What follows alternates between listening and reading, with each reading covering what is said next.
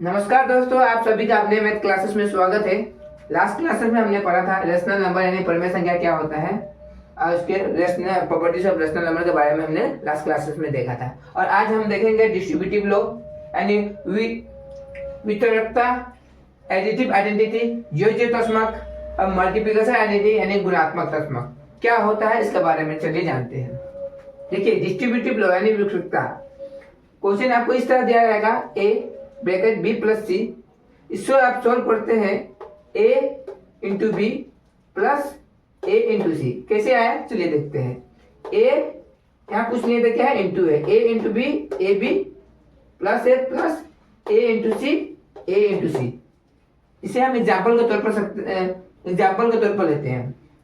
देखिए, distributive law क्या होता है यानी वितरकता क्या होता है। डिस्ट्रीब्यूटिव लॉ यानी वितरकता क्या होता है इसके बारे में क्वेश्चन कुछ इस प्रकार दिया रहेगा, यानी कि इसका स्टैंडर्ड फॉर्म मान लीजिए ये स्टैंडर्ड फॉर्म है, यानी कैसे लिखा गया है, ए ब्रैकेट बी प्लस सी, इसको सॉल्व किया गया ए into B plus A into C.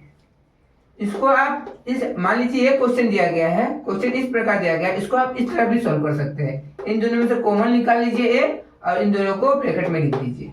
इसे बोलते हैं डिस्ट्रीब्यूटिव लॉ यानी वितरकता कहा जाता है, इसे वितरकता कहा गया है। एग्जाम्पल के तौर पर समझते हैं। मान लीजिए क्वेश्चन कुछ इस तरह दिया गया है, आपको क्वेश्चन कुछ इस तरह दिया गया है 2 ब्रैकेट 3 प्लस 4, इसको सॉल्व कीजिए। तो इसको सॉल्व करने के लिए कौन सा फॉर्मूला यानी कौन सा लॉ लगाएंगे, कौन सा प्रॉपर्टीज लगाएंगे, डिस्ट्रीब्यूटिव लॉ यानी डिस्ट्रीब्यूटिव प्रॉपर्टी। लॉ को प्रॉपर्टी भी कहा जाता है, लॉ को क्या कहा जाता है, प्रॉपर्टी यानी गुण भी कहा जाता है। यानी वितरकता का फॉर्मूला लगाया जाएगा। वितरकता यानी कि इसको सॉल्व करने के वितरकता लगाएगा। 2 यहाँ कुछ नहीं है तो क्या है, इंटू है, इंटू है तो इन दोनों को गुणा किएगा, 2 गुणा 3, ये प्लस था तो प्लस लगा देगा, फिर 2 गुणा 4, इसको सॉल्व करने से आया 6, इसको सॉल्व करने से आया 8, बीच में प्लस था प्लस लगा दिया, इसको सॉल्व करने से 14 निकल गया, 14 आ गया। तो इस तरह के सॉल्व करने के तरीकों को हम क्या कहते हैं, डिस्ट्रीब्यूटिव लॉ यानी कि वितरकता कहते हैं। क्या कहते हैं, वितरकता कहते हैं। याद रखिएगा वितरकता किसे कहते हैं। देखिएगा दिया गया इस तरह से हमने सॉल्व किया गया, इस तरह का मेथड उससे सॉल्व किया गया। कोई अभी क्वेश्चन इस तरह से दिया रहेगा, इसको इस तरह से सॉल्व किया जाएगा। ये कौन सा लॉ होगा, वितरकता लॉ यानी वितरकता का गुण यानी प्रॉपर्टीज कहा गया है, डिस्ट्रीब्यूटिव लॉ कहा गया है। ठीक है, अब आते हैं एडिटिव आइडेंटिटी, योज्यतात्मक क्या होता है चलिए जानते हैं। योज्यतात्मक मतलब वो मान लीजिए एक परिमेय संख्या है, वो अपना पहचान नहीं खोना चाहता है। मान लीजिए एक योज्यतात्मक है, योज्य यानी कि जोड़, एडिटिव आइडेंटिटी योज्यतात्मक 5 एक परिमेय संख्या, ये अपने पहचान को खोना नहीं चाहता है। तो इसमें क्या प्लस कर दिया जाए, इसमें क्या प्लस कर दिया जाए कि अपनी पहचान नहीं खो पाएगा। तो याद रखिएगा योज्यतात्मक यानी एडिटिव आइडेंटिटी हमेशा जीरो, यानी कि 5 में कोई भी एक परिमेय संख्या ले लीजिए, उसमें अगर आप शून्य को जोड़ देते हैं तो अपना योज्यतात्मक नहीं खो सकता, यानी कि ये परिमेय संख्या अपना वजूद नहीं खो सकता है। ये परिमेय संख्या वही परिमेय संख्या रहेगा। तो याद रखिएगा योज्यतात्मक यानी कि एक परिमेय संख्या है, 5 एक परिमेय संख्या है, 5 एक परिमेय संख्या और उसका योज्यतात्मक पूछ रहा है तो हमेशा 0 ही होगा। मान लीजिए 3 होगा, मान लीजिए परिमेय संख्या 3 था, उसका योज्यतात्मक पूछे तो हमेशा क्या होगा, आंसर 0 ही होगा। याद रखिएगा एडिटिव आइडेंटिटी योज्यतात्मक किसी भी परिमेय संख्या का योज्यतात्मक क्या होगा, 0 ही होगा। किसी भी परिमेय संख्या का योज्यतात्मक क्या होगा, 0 होगा। याद रखिएगा यहाँ मैंने 5 माना था तो 5 का एक योज्यतात्मक क्या है, 0 होगा। ठीक है, उसी प्रकार आते हैं मल्टीप्लिकेशन आइडेंटिटी, मतलब गुणा कर अपना पहचान खोना नहीं चाहता है। वो परिमेय संख्या अपनी पहचान खोना नहीं चाहता, गुणा करने के बावजूद भी वो अपनी पहचान को खोना नहीं चाहता। तो ऐसा क्या होगा, मान लीजिए वो परिमेय संख्या था 5, मान लीजिए वो परिमेय संख्या था 5, फिर उसे गुणा करके अपनी पहचान को खोना नहीं है, तो गुणा करके पहचान करते 1 हो गया, 5 को 1 से गुणा करते 5, अपनी पहचान तो नहीं खो पाया, यानी कि हम कह सकते गुणात्मक तस्मक अपनी पहचान को खोना नहीं चाहता। कोई भी एक परिमेय संख्या वो चाहता अपना, कोई भी एक परिमेय संख्या वो अपनी पहचान को नहीं खोना चाहता है गुणात्मक तस्मक के रूप में, तो उसका हमेशा आंसर क्या होगा, 1 ही होगा। गुणात्मक तस्मक किसी भी परिमेय संख्या का गुणात्मक तस्मक यानी कि अब मल्टीप्लिकेशन आइडेंटिटी किसी भी परिमेय संख्या का कितना होगा, आंसर 1 ही होगा।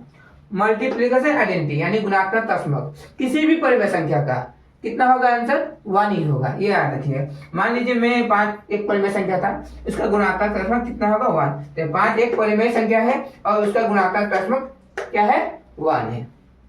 ध्यान दीजिएगा मैंने क्या कहा, मल्टीप्लिसिटी आइडेंटिटी यानी गुणात्मक प्रश्न पूछ रहा है, किसी भी परिमेय संख्या का गुणात्मक प्रश्न क्या होगा आंसर 1 होगा।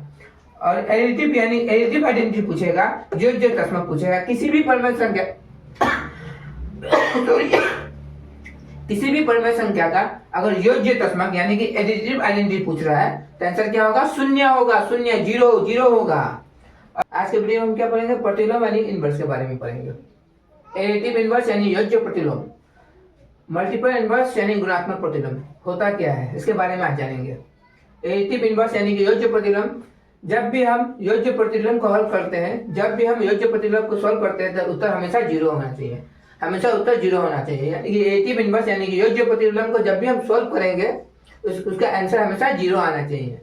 एग्जाम्पल के तौर पर देखते हैं 7 का योज्य प्रतिलोम पूछा है, 7 का योज्य प्रतिलोम पूछा है, तो हम इसमें क्या करेंगे, ध्यान दीजिएगा। इसमें हम क्या करेंगे, +7 है, कुछ नहीं करना है, उसे चिन्ह को बदल दीजिए, -7 नंबर हो जाएगा, सिर्फ चिन्ह बदल जाएगा यानी साइन बदल जाएगा।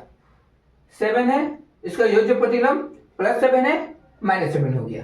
ठीक, इसी प्रकार अन्य और एक एग्जाम्पल देते हैं, -1/7 है, क्या बदलना है, सिर्फ साइन बदलना है यानी कि उसका चिन्ह बदल देना है और कुछ नहीं करना है। योज्य प्रतिलोम पूछा है 1/7 का, 1/7 1/7 यानी 1/7 का साइन बदल दीजिए, 1/7 कर दीजिए और कुछ नहीं करना है। ठीक है, याद रखिएगा एडिटिव इनवर्स यानी योज्य प्रतिलोम का सॉल्व करने से हमेशा आंसर क्या आना चाहिए 0 आना चाहिए। चलिए देखते हैं कैसे। 7 था, 7 मैंने क्या कहा, मैंने बस इतना ही कहा साइन बदल दीजिए, +7 था, मैंने -7 किया, आंसर इसका 0 आ गया। यानी कि योज्य प्रतिलोम अगर 7 का पूछा जाए तो -7, उसी प्रकार -1/7 था, योज्य प्रतिलोम पूछा जाए हमेशा आंसर क्या होना चाहिए, योज्य प्रतिलोम का क्वेश्चन जो भी होगा योज्य प्रतिलोम को सॉल्व करने से आंसर 0 आना चाहिए। देखिए 1/7 है, मैंने 1/7 यहाँ लिखा, मैंने साइन बदल दिया, माइनस था प्लस कर दिया, 1/7 सॉल्व किया, आंसर 0 आया है। तो आपको समझ में आ चुका होगा कि योज्य प्रतिलोम हमेशा 0 होता है, यानी योज्य प्रतिलोम संख्या हमेशा 0 होता है। अब आते हैं मल्टीपल इनवर्स यानी गुणात्मक प्रतिलोम। गुणात्मक प्रतिलोम में क्या होता है, गुणात्मक प्रतिलोम में जब भी हम क्वेश्चन को सॉल्व करते हैं तो हमेशा आंसर 1 आना चाहिए। गुणात्मक प्रतिलोम यानी कि मल्टीपल इनवर्स को सॉल्व करने से आंसर कितना आना चाहिए, 1 आना चाहिए। चलिए एग्जाम्पल के तौर पर समझते हैं। क्वेश्चन 1/7 था, मैंने क्या किया, इस चीज को उल्टा दिया। क्या किया मैंने, इस चीज को उल्टा दिया, गुणात्मक करना है, इस चीज को उल्टा दिया, गुना 7, आंसर सॉल्व करने से आंसर 1 आता है। गुणात्मक प्रतिलोम को सॉल्व करने से आंसर 1 आता है। देखिए 1/7 का गुणात्मक प्रतिलोम पूछा था, तो 1/7 का गुणात्मक प्रतिलोम इसे उल्टा दीजिए 7। इसमें साइन नहीं बदलना है, इसमें नंबर को बदलना है, इसमें साइन नहीं बदलना है, इसमें सिर्फ नंबर को बदल देना है। ठीक है, उल्टा देना है, नंबर को उल्टा देना है, बस इतना ही करना है। -7 था, इसका गुणात्मक प्रतिलोम -5 है, -5 से गुणात्मक प्रतिलोम मैंने क्या कहा, साइन नहीं बदलना है, सिर्फ इसे उल्टा देना है। तो 5 -5 इसके नीचे क्या 1 है, इसको उल्टा देना है 1/5 -1/5